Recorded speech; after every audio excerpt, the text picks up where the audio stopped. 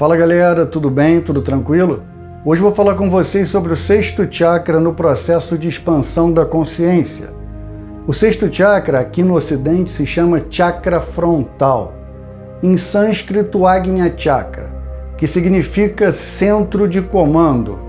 Ele se localiza entre as sobrancelhas, exatamente aqui. Algumas pessoas confundem botando aqui, mas aqui é um chakra chamado chakra soma, que faz parte do chakra Sahasrara, o sétimo chakra. O Agnya Chakra é exatamente entre as sobrancelhas. O yantra desse chakra, que seria a figura geométrica, a mandala, que representa a essência, como se fosse o núcleo do chakra, o núcleo espiritual nos planos mais sutis, é representado por um círculo branco com duas pétalas luminosas, uma para o lado direito e outra para o lado esquerdo, e um triângulo invertido, simbolizando a Kundalini em seu estágio superior de consciência. E essas duas pétalas representam o final de dois canais energéticos de extrema importância, chamados de Ida, o canal esquerdo, e Pingala, o canal direito. O canal esquerdo é responsável pela energia lunar, e o canal direito é responsável pela energia solar. E é por isso que a meditação no chakra Agnya é de extrema importância para equilibrar essas duas forças. E quando essas duas forças permanecem em equilíbrio constante, você desperta uma terceira força, a força Kundalini, que ascende pelo canal Sushumna, o canal central, que vem desde o chakra Muladhara até o chakra Sahasrara, no topo da cabeça.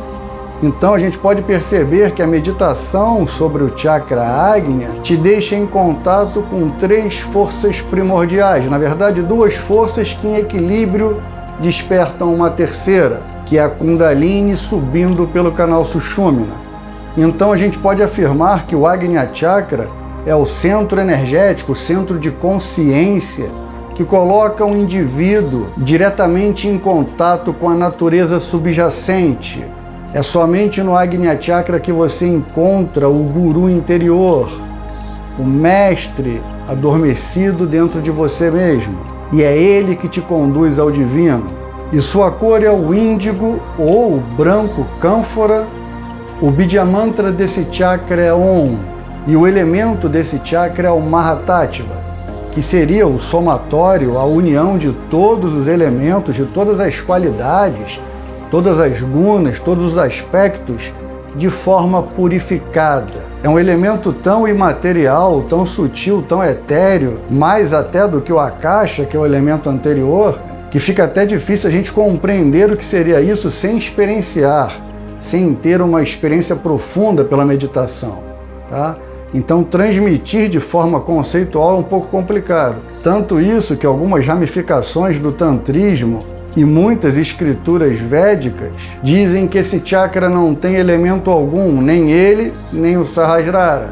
De uma forma bem sintetizada, a gente pode dizer que é o grande elemento. E esse chakra ele é responsável pela aprendizagem, pela compreensão, ele se liga ao intelecto e ao raciocínio, e é por isso que é chamado de chakra do conhecimento. Mas quando esse chakra desperta de forma profunda, no devoto espiritual, no aspirante, o indivíduo adquire o conhecimento não mais só pela lógica ou pela razão, mas de forma intuitiva, uma espécie de conhecimento intuitivo profundo, uma espécie de sexto sentido capaz de te dar respostas que a razão muitas vezes ainda não faz. E é por isso que eu disse para vocês que esse chakra também representa o guru interior. E quando ele desperta de forma vigorosa, a gente pode dizer que ele é a porta de entrada para o portão de Brahman, para o chakra Sahasrara, se conectando inicialmente, como eu falei para vocês, com o chakra Soma, que fica aqui bem no meio da testa, acima dele. E alguns yogis, como Swami Satyananda, aconselham que se desperte primeiro o chakra Agnya, antes de qualquer outro. Por quê? Para que você consiga lidar com os karmas acumulados dos outros chakras, principalmente do Muladhara e também do Swadhisthana, que é a sede do inconsciente. E de uma maneira geral, quando você desperta o chakra Agnya, como ele é o centro de comando, você consegue lidar de forma muito mais efetiva com todos os outros chakras. Além disso, você pode manifestar a clarividência, a intuição mais profunda, e em graus mais elevados você consegue sair do corpo de forma totalmente consciente nas projeções da consciência, sejam projeções astrais ou mentais. E principalmente se você despertar o coronário também. Nessa parceria do Agnya Chakra com o coronário, você vai ter experiências de projeção da consciência com total lucidez e consciência, enxergando o plano astral de forma plena, absorvendo informações que não são acessíveis à razão nem ao intelecto, que você só consegue capturar pela intuição direta. Enfim, como ele é o centro de comando, se você despertá-lo antes dos chakras inferiores, principalmente quando a gente fala de Kundalini, você certamente terá uma segurança maior, porque você vai comandar cada ação de forma muito mais ordenada, de forma muito mais sofisticada. Então eu diria que é extremamente aconselhável para todos aqueles que buscam a espiritualidade superior, que buscam trilhar o caminho da ascensão e da expansão da consciência, que meditem diariamente sobre o chakra Agnya, mas de forma constante e aos poucos, de forma lenta e gradual, vocês perceberão uma pequena luzinha pulsando entre as sobrancelhas, como se fosse uma pequena lâmpada, um pequeno farol. E aos poucos vocês vão firmando cada vez mais a consciência sobre esse chakra, a ponto de comandarem de forma totalmente consciente as suas ações. A gente pode dizer que o chakra Agnya, ele é um chakra essencialmente mental, o que de certa forma representa um nível mais elevado de percepção. Então, sempre que você se concentrar em algum chakra específico, seja no Muladhara, no Swadhisthana, no Manipura, no Anahata, no Vishuddha, ou no próprio Sahasrara, no lótus de 1000 pétalas, ou em algum objeto específico, um objeto externo do mundo material, o chakra Agnya é afetado em certa medida, algumas vezes de forma suave e outras vezes de forma bastante turbulenta. Então, por isso é extremamente importante que a gente perceba que tipo de alimento a gente fornece para o chakra Agnya. Será que a gente alimenta o chakra Agnya com conhecimentos elevados, espirituais, amorosos, ou diariamente com um monte de porcaria? Vamos deixar essa pergunta no ar aí para vocês, para que cada um responda de forma interna. Então, a gente pode afirmar que o chakra Agnya, ele é um centro de percepção extrasensorial, onde muitas siddhis, muitos poderes supranormais, muitas formas não convencionais de conhecimento se manifestam, seja de forma positiva ou de forma negativa. Isso vai variar bastante de acordo com o estado mental de cada um, com o estado de consciência de cada um. Uma outra coisa interessante também é que o chakra Agnya, ele é responsável por energizar uma das ferramentas mais importantes para o nosso dia a dia, os olhos. É claro que a gente não percebe isso ao longo do dia, porque se tornou um movimento quase que inconsciente, um movimento involuntário, mas os olhos nos fornecem informações extraordinárias a cada segundo. Ele captura milhares, bilhares ou bilhões de informações num átimo de segundo. Eu estou olhando aqui para a sala ao meu redor e estou capturando uma gama de informações que eu nem tenho noção de forma consciente. O chakra Agnya também energiza o canal nasal, contribuindo de forma bastante significativa no processo de respiração. E ele detém o poder da intenção criativa. Diferente do chakra Vishuddha, que se expressa colocando em prática a criação propriamente dita, o chakra Agnya, ele não se manifesta, digamos assim, de forma física como órgão de expressão criativa, mas sim como uma espécie de idealizador, aquele que constrói a imagem, que idealiza. Eu gosto sempre de dizer que ele é a ideia por trás da criatividade prática e ativa, e até por isso que ele é uma grande ferramenta no processo de visualização, transformando o que a gente imagina e o que a gente sente em imagens ou formas visuais. E essas imagens podem ser criadas de forma consciente ou inconsciente, seja pela leitura de um livro, de uma revista, ou assistindo um filme, uma palestra, ou até numa simples conversa, num bate-papo corriqueiro, num bate-papo diário. E esse processo de visualização, ele é a própria força do pensamento em ação e pode ser muito benéfico, muito produtivo, muito construtivo quando é utilizado de forma consciente e engrandecedora, seja estudando para uma prova, resolvendo algum tipo de problema, praticando algum exercício físico, seja de musculação, seja uma arte marcial, ou até atraindo alguma coisa de positivo para a nossa vida, que a gente precise naquele momento, ou que a gente deseje de forma intensa, de forma bastante vigorosa. Então a gente pode afirmar que a constante repetição desses pensamentos fixa de forma vigorosa no nosso campo mental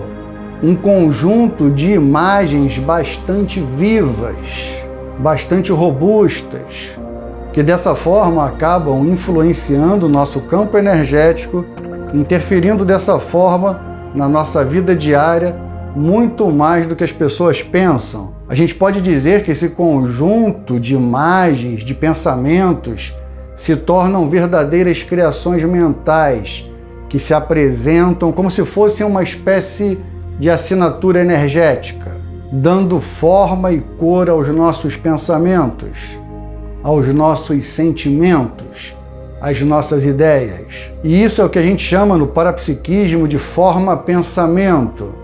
Então percebam, essa forma-pensamento ela pode ser extremamente positiva, extremamente engrandecedora, contribuindo para o nosso despertar espiritual, para a nossa espiritualidade maior, para níveis superiores de expansão de consciência, mas também, se forem pensamentos nocivos, podem nos derrubar, nos levando a abismos profundos.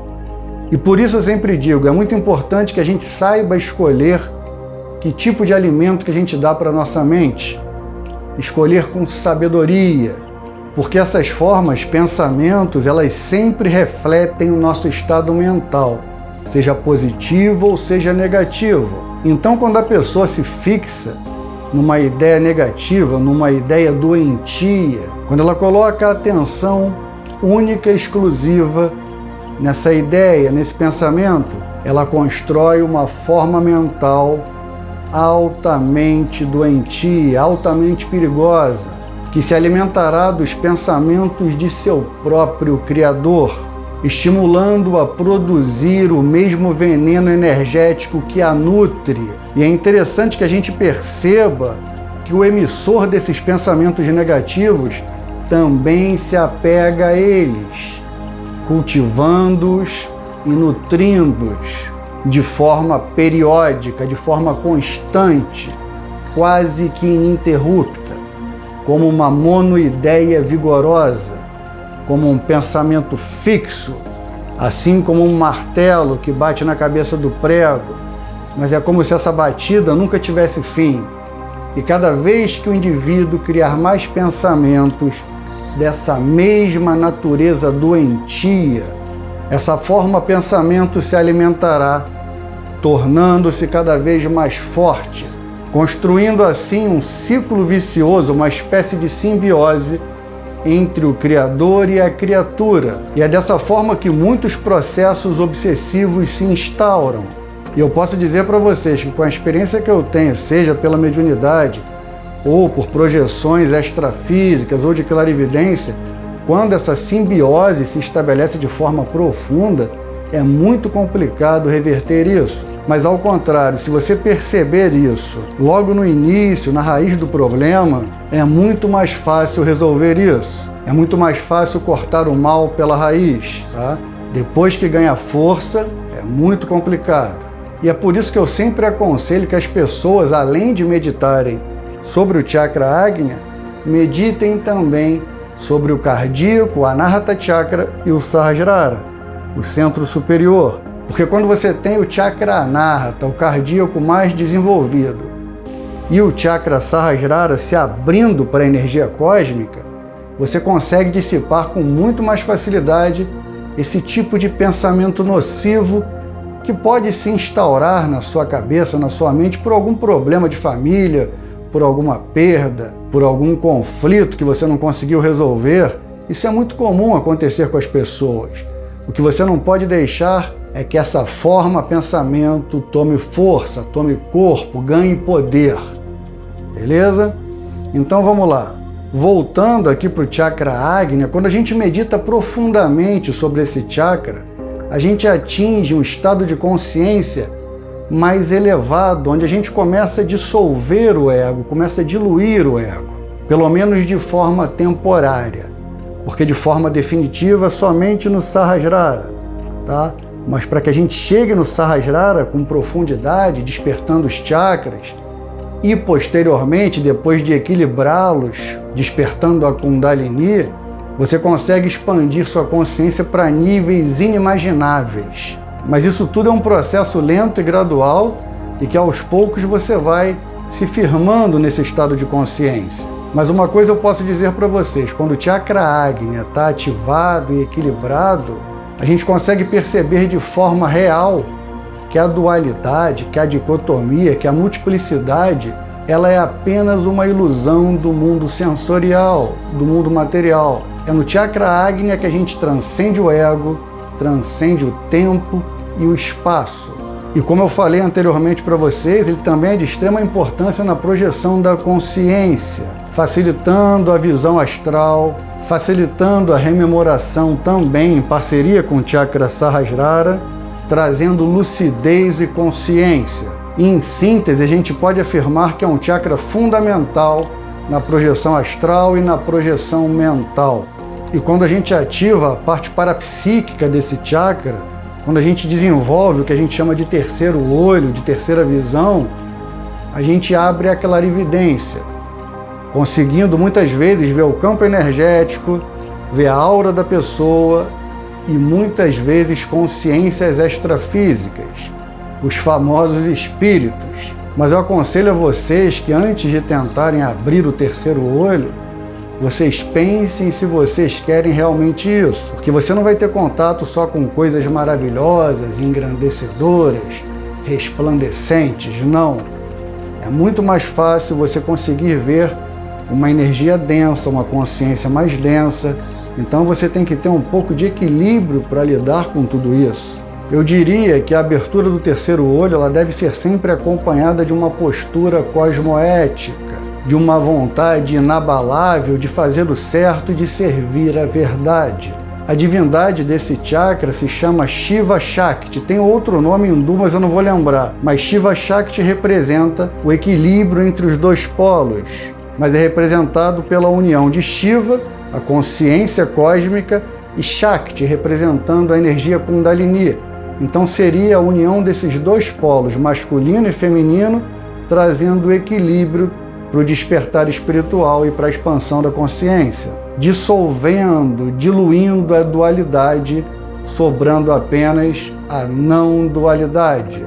Esse chakra ele não tem animal de poder, então muitos dizem que aquele que transporta o Bidya Mantra desse chakra é o nada, o som psíquico. Então é por isso que eu digo para vocês, quanto mais você meditar de forma profunda e constante sobre o chakra Agnya, o ego vai desaparecer aos poucos, num processo lento e gradual, abandonando os desejos, abandonando a dualidade, abandonando os processos mentais, sejam mais nocivos ou qualquer processo mental que te ligue ao ego. Até porque o nó, o grante que existe nesse chakra é chamado de Rudra Grante.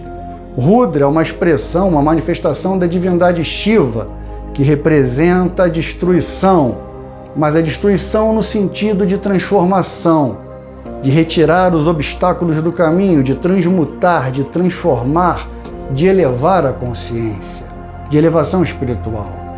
É o fim da roupagem de Vijnana Maya Kosha, que seria o veículo responsável pelos manas, pela mente, por Buddhi, o intelecto, e por Ahankara, o fator do eu, se estabelecendo e se firmando agora em Ananda Maya Kosha, que é o corpo de felicidade, para enfim se dissolver de forma plena e completa no si mesmo, no sublime, na divindade universal e cósmica que só se atinge em Sahasrara Chakra, o lótus de 1000 pétalas. Desde já o meu muito obrigado e, como eu sempre digo, Namastê.